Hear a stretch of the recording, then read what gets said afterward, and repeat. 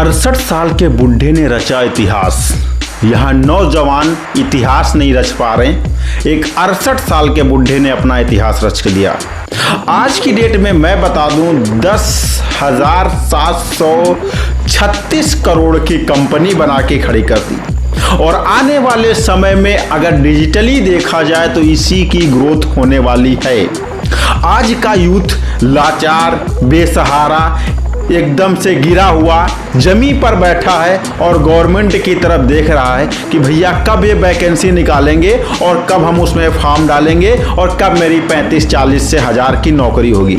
और वहीं पे एक 68 साल का बुढ़ा आता है और मार्केट में एक कंपनी डालता है और मात्र कुछ ही समय में उसका इस समय मार्केट कैप 10,736 करोड़ पहुंच जाता है। एक वो भी इंसान है और एक ये भी इंसान है जो कि नया नया खून रगों में दौड़ रहा है, लेकिन वो भी लाचार, अपंग, बिल्कुल गवर्नमेंट नौकरी के सहारे बैठे हुए हैं। आजाद भगत सिंह, सुखदेव के देश में आज की डेट में एक आम नौजवान जो है नौकर बनने की राह में दौड़ रहा है, ना कि मालिक। मैं बता दूं आज इसी की स्टोरी लेकर के आया हूं यहां पर आपके साथ। मैं हैप्पीस्ट माइंड टेक्नोलॉजी लिमिटेड की full case study, business case study आपको मिलेगी। टोटल फाइनेंशियल रेवेन्यू कितना रहा, कितना परसेंटेज का प्रॉफिट मार्जिन रहा, कितना इनका ईयरली ग्रोथ रेट रहा है और कितना इनके में इन्वेस्टर कितने कितने हैं, सारी चीजें यहां पर विधिवत इंफॉर्मेशन आपको दूंगा। चैनल को सब्सक्राइब नहीं किया, सब्सक्राइब कर लो, बेल आइकन दबा लो ताकि हर नॉलेजेबल वीडियो आप तक पहुंचे। और वीडियो को अगर किसी के पास शेयर नहीं किया तो तुरंत शेयर जाओ, पहले से शेयर करो, और जिसके माध्यम से आपको वीडियो मिला उसे थैंक जरूर बोलना, क्योंकि उसने कुछ सोच समझ के वीडियो सेंड किया है। अगर कुछ करना चाहते हो ना, कुछ उखाड़ना चाहते हो, कुछ बनना चाहते हो, तो इस वीडियो को पूर्णतः वॉच करना। शायद इस वीडियो को वॉच करने के बाद आपकी घंटी बज जाए। और अगर वीडियो को लाइक नहीं किया तो लाइक कर दें, चैनल को सब्सक्राइब जरूर करना, क्योंकि यहां पर आप back to back motivational videos यानी कि बिजनेस केस स्टडी आने वाली कि हर यूथ जो है एक बिजनेसमैन बन सके, अपने आप को इंप्रूव कर सके, अपने माँ बाप का नाम रोशन करे, अपना सपना पूरा कर सके।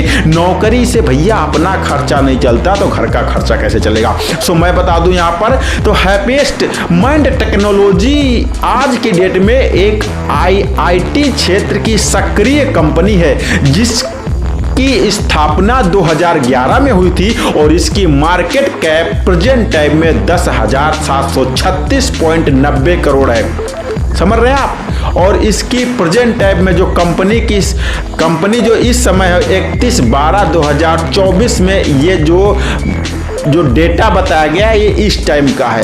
डिविडेंड संगत बिक्री अगर बात की जाए तो 553.77 करोड़ है, यानी 93% से ऊपर अंतिम जो है तिमाही बिक्री की अगर बात की जाए, यानी अंतिम 3 महीने में क्वार्टरली तो 548 करोड़ का इसने जो है रेवेन्यू जनरेट किया और वहां पर 27.55% के ऊपर जो इन्होंने रेवेन्यू दिया।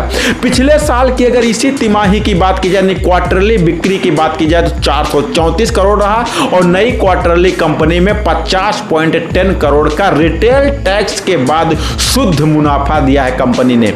अगर 50 करोड़ आम आदमी को मिल जाए ना, एक गरीब गांव के आदमी को, तो क्या करेगा आप सुन सकते हैं। लेकिन यहां पर इस कंपनी अपने झंडे गाड़ दिए जो है। इस कंपनी ने 50.10 करोड़ का रिटेल टैक्स दिया है और इनका जो फाउंडर थे यानी इनके मालिक जो वो हैं, वो उनका क्या नाम है, उनका नाम है अशोक सूता। 2011 में 68 साल की उम्र में बनाई हैप्पीएस्ट माइंड्स, जो कि आज की डेट में सबसे जबरदस्त कंपनी बनी हुई है। और हाल ही में इन्होंने आईपीओ उसका लॉन्च किया और जैसे ही आईपीओ लॉन्च किया 150% का रिटर्न इन्होंने दिया था। और इसके पहले इन्होंने एक कंपनी और लॉन्च की थी 2007 में और उसका आईपीओ 103 गुना आगे बढ़ा था।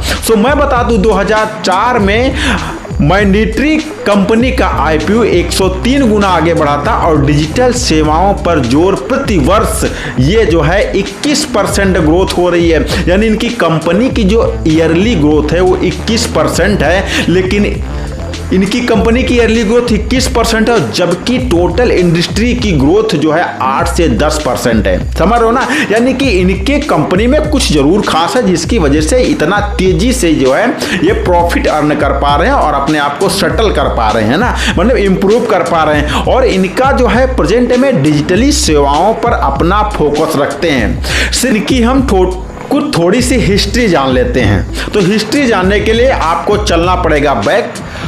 आईआईटी इंडस्ट्री की ग्रोथ प्रेजेंट टाइम में जैसा कि मैंने पहले बताया था 8 से 10% है, लेकिन इनकी कंपनी की ग्रोथ 21% है। इन्होंने सूता जी ने आईआईटी रुड़की से इंजीनियरिंग डिग्री पास की और इंजीनियरिंग डिग्री पास करने के बाद ये श्री राम रेफ्रिजरेशन में ये काम करने लगे। श्री राम रेफ्रिजरेशन में ये काम बहुत ही ईमानदारी से, निष्ठा से और बढ़िया से कर रहे थे, जिसकी वजह से उनके मालिक ने इनको देखा और कहा यार आदमी तो ये अच्छा है। तो इन्हें आईआईटी कंपनी विप्रो को आगे बढ़ाने की इनको जिम्मेदारी सौंप दी गई। विप्रो के जो मालिक थे उन्होंने कहा कि भैया हमारी कंपनी को आगे बढ़ाओ और आगे ले चलो।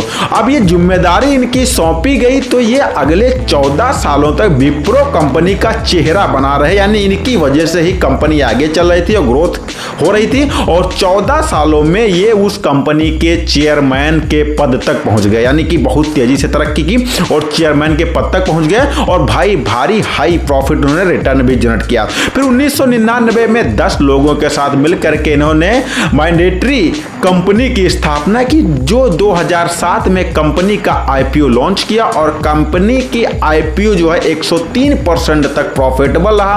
बट प्रॉब्लम यहां पर क्या आ जाती है कि यहां पर 10 लोग थे और 10 लोगों में बहुत ज्यादा मतभेद होने लगा, यानी कि प्रॉब्लम्स खड़ी होने लगी।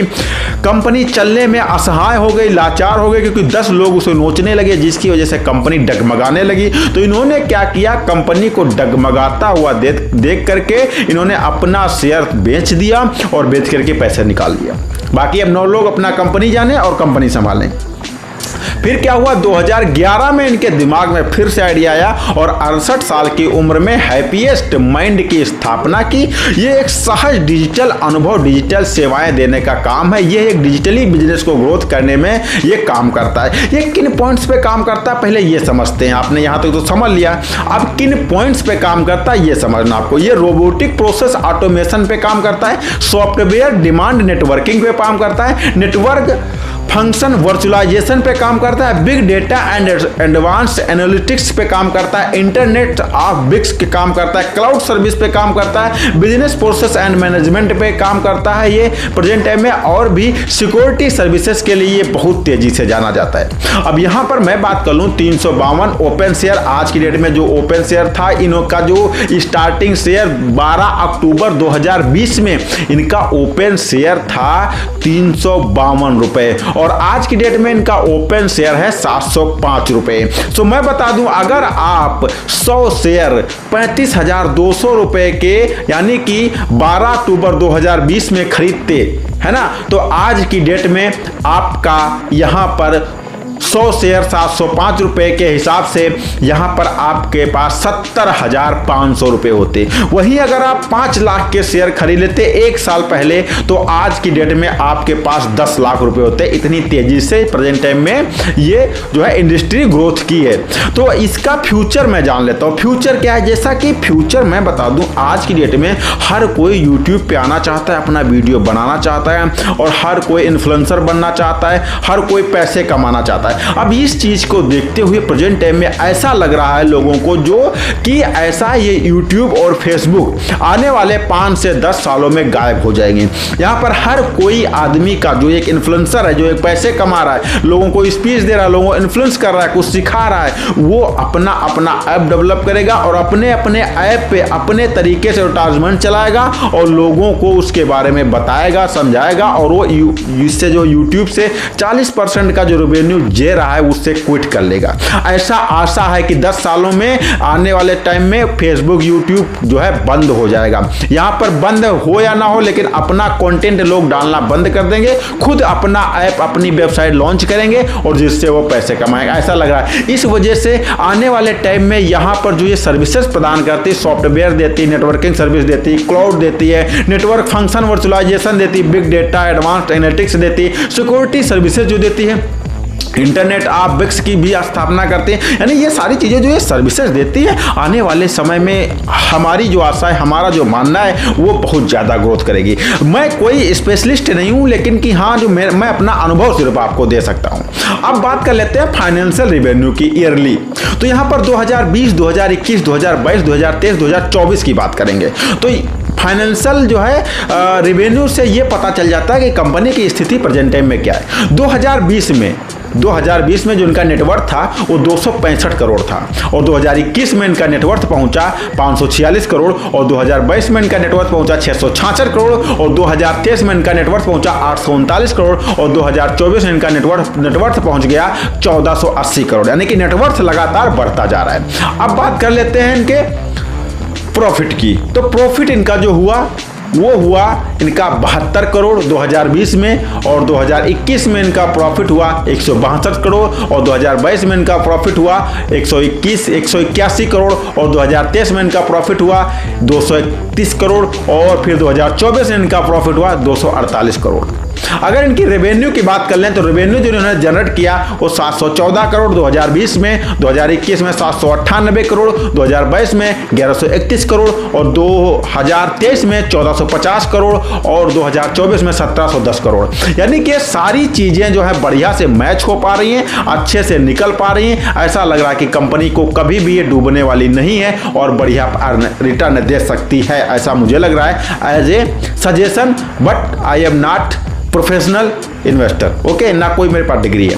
तो यहाँ पर मैं बता दूं इसके एमडी और सीईओ हैं वो बहुत ज़बरदस्त हैं, वो नारायणा जी हैं, और इसका शेयर होल्डिंग पैटर्न समझ लेते हैं। यानी रिटेल में इसका जो शेयर होल्डिंग पैटर्न हो 44.36% है। वहीं अगर प्रमोटर की बात की जाए तो यहाँ पर 44.22% है, और वहीं अगर फॉरेन इंस्टीट्यूशन की बात की जाए तो 5.33% है। म्यूचुअल फंड इन्वेस्टर की अगर बात की जाए तो यहाँ पर 2.66% है, और अगर अदर जो है इन्वेस्टर्स की बात की जाए तो 1.52% है। यहाँ पर दिसंबर में 2023 में प्रमोटर की संख्या 50.24% थी। Mutual fund investor present time में मैं बता दूं मोतीलाल ओसवाल है प्रेजेंट टाइम में यहाँ पर, मोतीलाल ओसवाल प्राइवेट लिमिटेड, जो 0.03 AUM परसेंटेज जो है ये कलेक्ट कर रहे हैं। तो यहाँ पर 2023 में प्रमोटर की संख्या 50.24% थी, और इस समय इनकी जो है प्रमोटर की संख्या 44.22% बची है। यानी थोड़े से प्रमोटर क्विट करके चले गए हैं किसी दूसरी कंपनी में, जिससे थोड़ा सा असर कंपनी को पड़ सकता है, बट कोई विशेष असर यहाँ पर नहीं पड़ सकता है। तो आशा करता हूँ सारी चीजें आप समझ पाएंगे। जो चीजें नहीं समझ पाए आगे समझाने की कोशिश करूंगा। मिलता हूँ फिर किसी अमेजिंग और जबरदस्त वीडियो में, तब तक के लिए दिया जाए नमस्कार।